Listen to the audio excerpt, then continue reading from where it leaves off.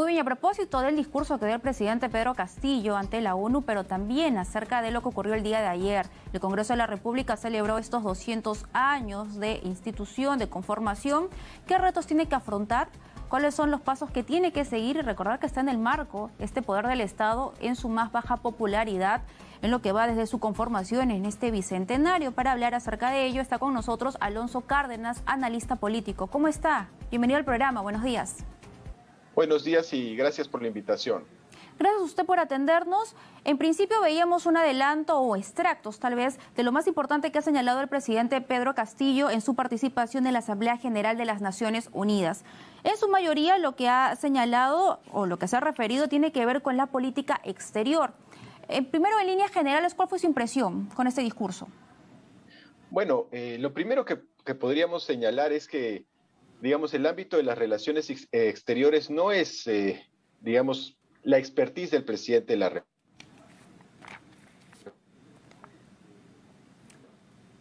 ¿Sí? ¿Me escucha? Bueno, ahí vamos a recuperar el contacto en cualquier momento con el analista político Alonso Cárdenas, pero ya lo habíamos adelantado en las notas. El presidente de la República en su discurso hizo alusión a varios temas que están relacionados a la política exterior.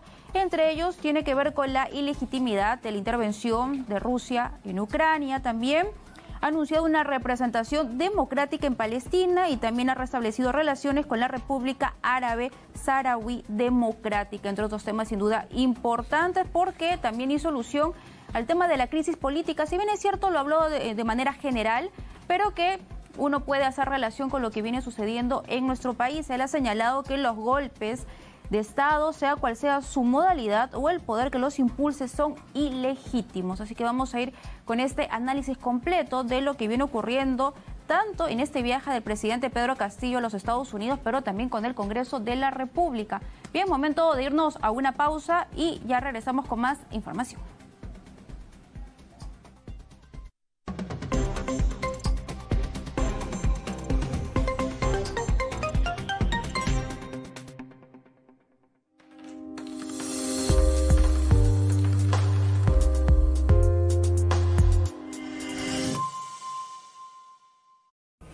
Información en nuestras lenguas originarias. Noticias en Aymara, Hiwasanaka.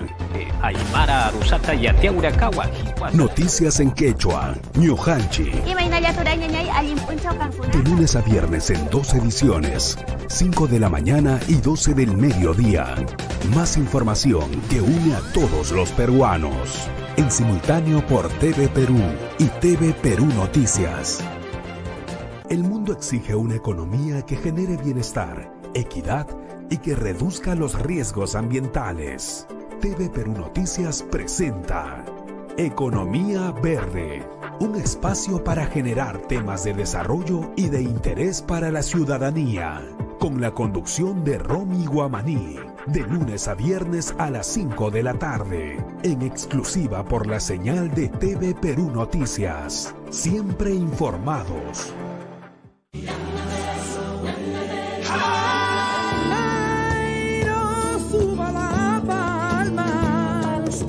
C'est rien que ça, un tout petit.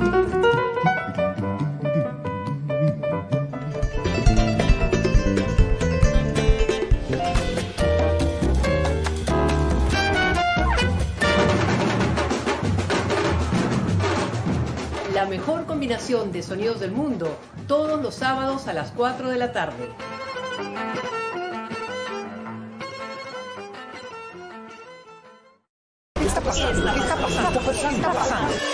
Cuando todos se preguntan qué está pasando, llega la información de primera mano con un estilo ágil y directo. Para saber qué está pasando, sigue a Jennifer Cerecida de lunes a viernes a las 7 de la noche por TV Perú. Análisis de la coyuntura nacional e internacional, política, democracia, pluralidad, desarrollo e innovación. Temas indispensables, presentes en conversaciones interesantes. Porque el diálogo nos acerca y fortalece la participación de todos. Rimanchi, Hablemos con Carlos Cornejo, de lunes a viernes a las 10 de la noche. Del 5 al 7 de octubre, Perú será sede de la 52ª Asamblea General de la OEA.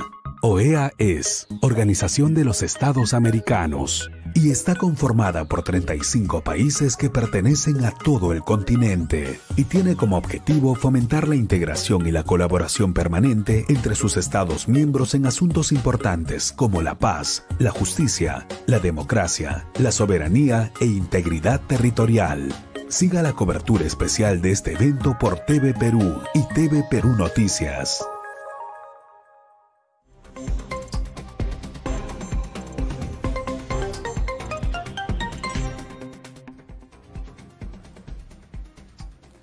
Muy bien, vamos con lo que habíamos anunciado, ya solucionado los inconvenientes técnicos. Nuevamente está con nosotros el analista político Alonso Cárdenas. Nuevamente, bienvenido al programa. Muchísimas gracias por la invitación y muy buenos días. Muy bien, vamos con lo que me estaba señalando. Se estaba mencionando acerca del discurso que dio el presidente Pedro Castillo en esta edición número 77 de la sesión de la Asamblea General de Naciones Unidas. Nos estaba comentando y efectivamente, ¿no? Los puntos que ha tocado el mandatario en su mayoría han tenido que ver con la política exterior del país. Claro, efectivamente, ¿no? Lo que yo les estaba mencionando era que el ámbito de las relaciones internacionales no es el ámbito de expertise del presidente de la República. Para eso se necesita un equipo profesional, un equipo de asesores que oriente, que dé las pautas para un discurso de esta envergadura, ¿no? Y aquí efectivamente se puede ver la mano del canciller César Landa y también de, digamos, las históricas banderas que ha manejado el Ministerio de Relaciones Exteriores, ¿no? Un caso muy claro ha sido la ratificación de la importancia de la soberanía argentina sobre las Islas Malvinas y también la posición histórica que ha tenido el Perú en relación con el conflicto israelí y palestino, donde se aboga por una solución negociada y en base al diálogo, ¿no? Entonces, ahí podemos ver una continuidad de la política exterior que ha tenido el Perú en los últimos 40 años, por lo menos, pero también ha mencionado algunos temas que para el ámbito interno son de extrema relevancia, ¿no? Y le cito el ejemplo del Acuerdo de Escazú. El Acuerdo de Escazú, que es este instrumento internacional para que se proteja la biodiversidad, se proteja a los defensores del medio ambiente, los defensores de derechos humanos. Y el Congreso de la República ha sido sumamente reticente, ¿no?, a firmar el Acuerdo de Escazú cuando prácticamente nuestros vecinos latinoamericanos ya lo han hecho. Y el presidente ha señalado que se va a hacer, se va a adherir el Perú al Acuerdo de Escazú en esta Convención de Naciones Unidas, ¿no? Será así porque el Congreso de la República pues ha sido tajante en señalar que eso no va a suceder, ¿no? Entonces, ¿qué va a pasar con el Acuerdo de Escazú? Hay una posición al exterior, pero a la interna pues hay toda una parálisis. Claro que sí, porque son dos poderes del Estado y que en estos momentos están enfrentando una crisis que no es de ahora, que ya estamos arrastrando incluso desde el gobierno de Pedro Pablo Kuczynski. Pero si hablamos del tema político, porque dentro de ese discurso también hizo alusión a un tema político que se puede, digamos, enlazar con lo que viene sucediendo aquí en nuestro país, esta crisis política. Él ha señalado que los golpes de Estado, sea cual sea su modalidad o el poder de Estado, que los impulsos son ilegítimos. Atentan contra la expresión soberana de la voluntad popular. De la misma manera, ha dicho que toda crisis de gobernabilidad o de enfrentamiento entre los poderes del Estado debe resolverse con diálogo y el pleno respeto de los resultados electorales. Esto hace un poco referencia a lo que ha ocurrido desde que este gobierno ha tomado posesión en el cargo, y es que siempre se ha hablado por parte de un sector de la clase política de un presunto fraude electoral que hasta la fecha no ha podido ser probado. Bueno, efectivamente, ¿no? Hay un cierto sector fraudista que señala que Pedro Castillo ganó de manera irregular las elecciones, lo cual ha sido totalmente desmentido por la Organización de Estados Americanos, por la Unión Europea, por el Centro Carter y prácticamente por la unanimidad de los observadores internacionales que han llegado a nuestro país en el último proceso electoral, ¿no? Y es importante señalar que en el Perú se firmó pues la Carta Democrática, ¿no? Justamente el 11 de septiembre del año 2001, cuando cayeron las Torres Gemelas, en el Perú se estaba firmando la Carta Interamericana Democrática, donde se señala que efectivamente se tiene que preservar la democracia y que se tiene que dejar de lado esta tradición tan nefasta que ha tenido América Latina de los golpes de Estado, ¿no? De los famosos cuartelazos. Entonces, ahí el Perú también tiene una posición de liderazgo, ¿no? Y efectivamente, en los últimos años nuestra democracia ha sido sumamente golpeada por estos aspectos de no reconocer los resultados electorales. Sucedió en esta elección, sucedió también en la elección pasada. Entonces, este foro internacional hace justamente un llamado a preservar ante todo la democracia, ¿no? Pero no solamente deberíamos centrarnos en la democracia de procedimiento, es decir, el respetar el sufragio y la voluntad popular, ¿no? Sino también la democracia de contenidos, donde se materializan los derechos fundamentales, donde el Estado tiene una capacidad importante de gestión, donde hay solidez institucional. Y en ese aspecto probablemente sea el momento más bajo del Estado peruano, del conjunto del sistema político en los últimos 30 años, ¿no? Y a propósito de este viaje, hubo el temor de que no se le permitiera al mandatario poder asistir a este importante encuentro, porque había sucedido lo mismo con Colombia. Cuando solicitó el permiso se le negó y en este caso por muy poco se le aprobó. Entonces, también es un mensaje que se da a la comunidad internacional. Y con este discurso usted considera, y también con la llegada del mandatario a los Estados Unidos, por decisión del Congreso de la República, considera que es una buena señal que se le está dando a los inversionistas, a aquellas personas que quieren apostar por nuestro país y que necesitan ver la estabilidad que se pueda dar en nuestro territorio nacional? Yo considero que lo que sucedió cuando se le negó el viaje a Pedro Castillo a la asunción de mando de Gustavo Petro en Colombia por parte del Congreso de la República fue sumamente criticado tanto a nivel nacional como a nivel internacional. Los diferentes presidentes de otros países hermanos de América Latina expresaron su solidaridad con Pedro Castillo, el mismo Gustavo Petro, Gabriel Boric de Chile, Luis Arce de Bolivia, el presidente Alberto Fernández de Argentina, Andrés Manuel López Obrador de México, todos ellos y otros más expresaron su solidaridad con Pedro Castillo. Entonces lo pusieron en la palestra internacional, ¿no? Y eso obviamente al Congreso no le ha gustado porque hay un cierto sector del Congreso que no quiere reconocer su mandato desde el mismo día que juramentó. Entonces, si le volvían a negar el permiso para viajar, lo iban a volver a poner digamos, en esta palestra internacional, lo iban a seguir fortaleciendo y creo que por ahí iba el otorgamiento del permiso y no por un tema de presunta reconciliación entre los poderes del Estado. Y a propósito de la reconciliación, una de las primeras señales fue la reunión que sostuvo tanto el presidente Pedro Castillo como el presidente del Congreso, José William Zapata. Pero en una entrevista el presidente del Congreso ha señalado que cuando se encontró con el presidente Castillo, lo que le dijo fue que ellos estaban disconformes con su gestión y también había mencionado que la única forma de que él salga tiene que ser por el Congreso de la República, por una vacancia. Y a propósito de vacancias, el día de hoy se va a ver dentro de la Comisión de Constitución dos proyectos que están orientados a ese tema. Uno es el de Diego Bazán, de Avanza País, que está proponiendo bajar el número de votos para poder efectuarse esta vacancia presidencial de 87, pasarlos a 78. Y también hay otro proyecto, pero este es de Sigrid Bazán, la congresista de Juntos por el Perú, que propone elevar el número de votos, esta vez de 87 a 104 votos. ¿Estos proyectos de ley, en este marco en el que nos encontramos, tienen nombre propio? Bueno, por supuesto, ¿no? El primero, el del señor Bazán, es una irresponsabilidad, ¿no? Porque las normas, las leyes no deben tener nombre propio. Además, pensando un poco en el futuro, eso que el Congreso no hace, sino ellos ven solamente el inmediatismo, pensando en el futuro, ¿qué estabilidad va a tener el próximo presidente si con 78 votos lo pueden vacar, ¿no? Además, ¿con qué autoridad moral el Congreso de la República puede vacar a un presidente si este Congreso, el Congreso actual, es el de menor aprobación de la historia, el de menor aprobación de América Latina y el que se dirige pues prácticamente a tener una aprobación que ya está en el error estadístico, ¿no? En el margen de error. Entonces, desde el punto de vista político, si el Congreso de la República hace una de estas cosas, se abriría una caja de Pandora que probablemente termine también en la disolución del propio Congreso, ¿no?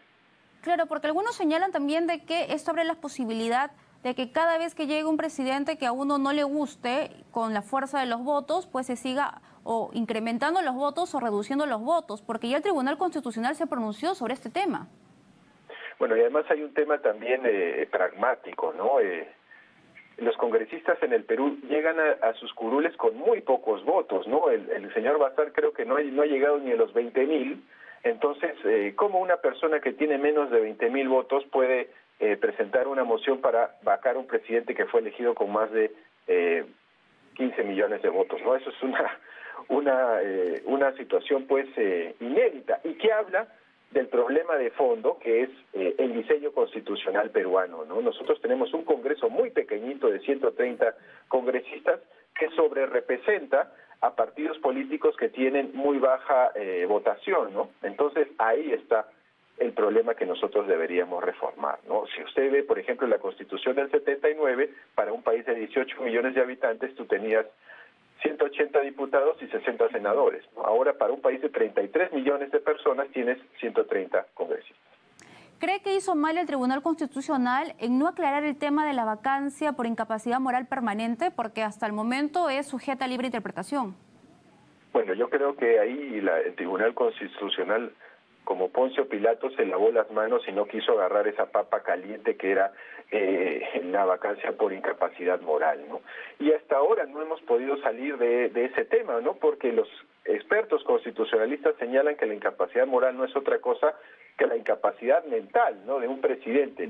Pero pues ya está sujeta a libre interpretación y eso ha sido una espada de Damocles para que este presidente y los que lo antecedieron estén en una situación de enorme inestabilidad. Si a eso le sumamos que tenemos un sistema de partidos el más débil de América Latina, pues tenemos una situación de desgobierno, de inestabilidad, que no ayuda a las inversiones, que no ayuda al crecimiento económico, que no genera bienestar para las familias, y bueno, pues seguimos en esa situación, ¿no? Y usted mencionaba precisamente el tema de las encuestas, ¿no? La poca aceptación, no solo que tiene el Congreso de la República, sino también el Ejecutivo, y eso hay que también mencionarlo. En general, toda la clase política. El Congreso el día de ayer cumplió 200 años, su bicentenario. Pero ¿cómo está llegando esta institución a estos 200 años? ¿Cómo puede revertir los hierros que ha cometido a lo largo de este tiempo?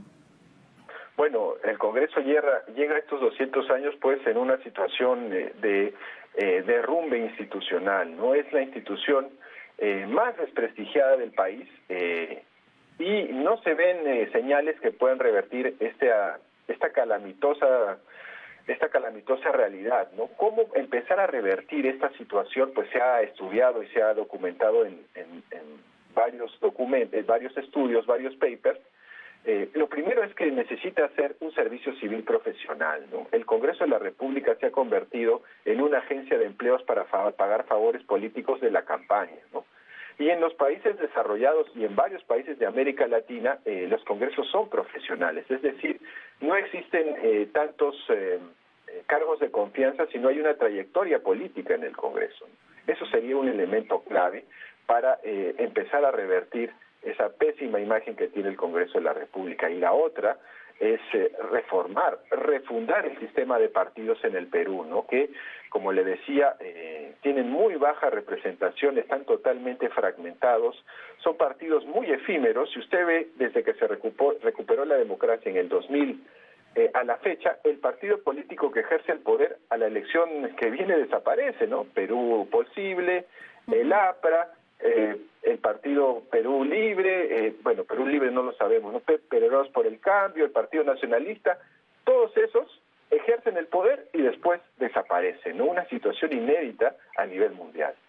No, y no solamente ello, también lo estamos viendo a poco, digamos, a un año, un poco más de un año ya de gestión. Vemos en el Congreso de la República de 9 bancadas, ahora tenemos 13 bancadas y faltan todavía algunos años más y tal vez sigan otra vez atomizándose aún más de lo que ya estamos viendo. Bueno, ya sin duda seguramente conversaremos de ello en su momento. Muchas gracias. Ha sido con nosotros Alonso Cárdenas, analista político.